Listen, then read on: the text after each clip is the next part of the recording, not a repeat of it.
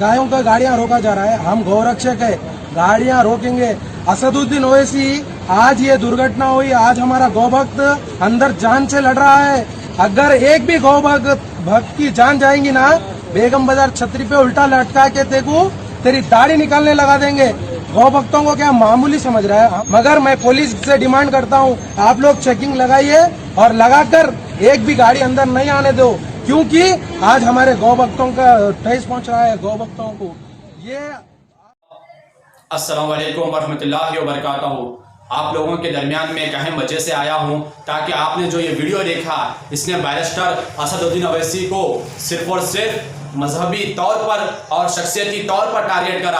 अगर ये सियासी बेस पर अगर ये टारगेट करता था बैरिस्टर असदुद्दीन ओवैसी को, तो मैं इसका जवाब नहीं देता था, लेकिन इन्हें शख्सियत तौर पर जनाब बैरिस्टर असदुद्दीन ओवैसी साहब को टारगेट करा, जिसकी वजह से आज मुझे उसको जवाब देना पड़ रहा है। क्योंकि याद रखो, हर साल मुसलमानों को टॉर्चर किया जाता है। जो हमारे कुरैशी ब्रदर्स रहते हैं, जो कुरैशी लोग रहते हैं, वो लोग जाकर किसी एक मुकाम से, चाहे वो निजामाबाद हो सिटी या हैदराबाद सिटी हो, कहीं खेड़ों से गाँव से जानवर लेकर यहाँ पर लाके तकसीम करके चंद रुपये चंद पैसे कमाते हैं और उससे अपना घर खुशहाल जिंदगी गुजारते हैं।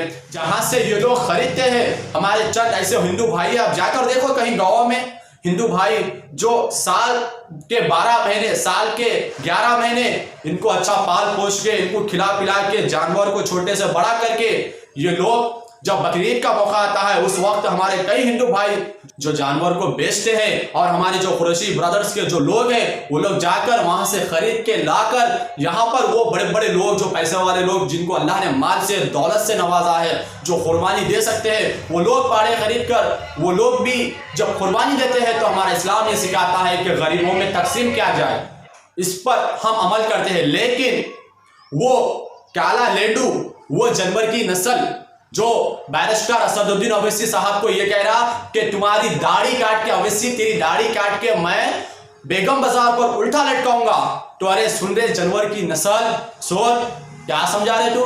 हाँ, क्या समझा क्या तू मुसलमानों को? हाँ, तू हिंदू नहीं है रे, तू जानवर है, तू जानवर। क्योंकि हमारे हिंदू भाई, क्योंकि हमारे जो हिंदू भाइयां हैं उनको मालूम है कि फेस्टिवल्स जो हमारे आते हैं उसकी किस तरीके से वो लोग रिस्पेक्ट करते हैं। हम तुम्हारे फेस्टिवल्स, हम हिंदू भाइयों के फेस्टिवल, जो उनके ईद और जो उनके त्यौहार आते हैं, हम उसकी रिस्पेक्ट करते हैं, और वो लोग हमारी रिस्पेक्ट करते हैं, हमारे फेस्टिवल्स की, हमारे ईदों की रिस्पेक्ट करते हैं। ये हिंदुस्तान की गंगा जमुना तहजीब है। अरे वो काले लेंडू, अरे वो काले सुअर, सुन मेरी इस बात को। और मैं तमाम AIMIM के उन कार्यकर्ता जो इतनी सी बात पर जो जज्बात में आते थे, आज कहां चले गए वो लोग? मैं उनसे भी सवाल करना चाहता हूं। आप तमाम, चाहे निजामाबाद के MIM के लीडर्स हो, निजामाबाद के कार्यकर्ता हो या हैदराबाद के हो, तमाम लोग जाइए, जाकर टाउन में उसके खिलाफ केसेस बुक करो, उसके खिलाफ एक्शन होना। अगर हम बोलते तो हमारे ऊपर केसेस बुक कर देते थे ना अभी तक। नफरत फैलाने के लिए, हिंदू मुस्लिम करने के लिए, ये सियासत खेलने के वास्ते कर रहा, ये नफरत फैला रहा, हिंदू मुस्लिम के अंदर भड़काऊ भाषण दे रहा, इन्हें दिया से कुछ भी नहीं। जब मुसलमान कोई देता है तो हमारे ऊपर केसेस बुक कर देते आप। इसके ऊपर एक्शन क्यों दे रहे पुलिस वाले? हैदराबाद के तमाम पुलिस वालों से मैं ये नुमाइंदगी कर रहा हूं कि उसके ऊपर सख्त से सख्त एक्शन होना, क्योंकि ये जो जहर फैला रहा उन्हें ईद के मौके पर, साल के 11 महीने कहां रहता रे तू? कहां रहता? सोते हुए बैठा क्या? एक महीने में तुम्हारी गौ रक्षक तुम्हारे याद आती?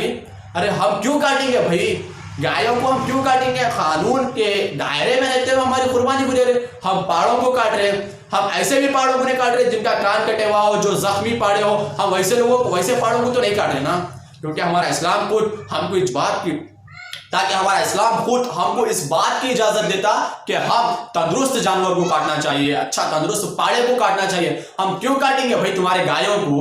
हाँ, कानून भी उसकी इजाजत नहीं देता, तो हम क्यों कानून के खिलाफ जाएंगे?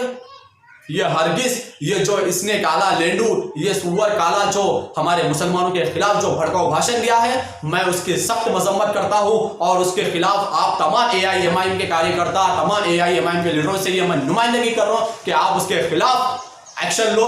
और मैं हुकूमत तेलंगाना से ये नुमाइंदगी कर रहा हूँ, चाहे होम मिनिस्टर महमूद अली साहब हो, या जमीयतुल कुरैश के सदर शेख सलीम साहब जो वक्फ बोर्ड के चेयरमैन हैं, उनसे भी मेरी नुमाइंदगी है। तमाम उन AIMIM के MLAs और AIMIM के कार्यकर्ता, इन तमाम लोगों से मेरी नुमाइंदगी है कि आप लोग उसके खिलाफ केसेस बुक करो। और हैदराबाद पुलिस से भी मेरी नुमाइंदगी है कि आप लोग ऐसे भड़काऊ भाषण देने वालों के खिलाफ, आप ऐसी नफरत फैलाने वालों के खिलाफ आप सख्त से सख्त इनके खिलाफ आप कार्रवाई करो, इनके ऊपर एक्शन होना, केसेस बुक होना।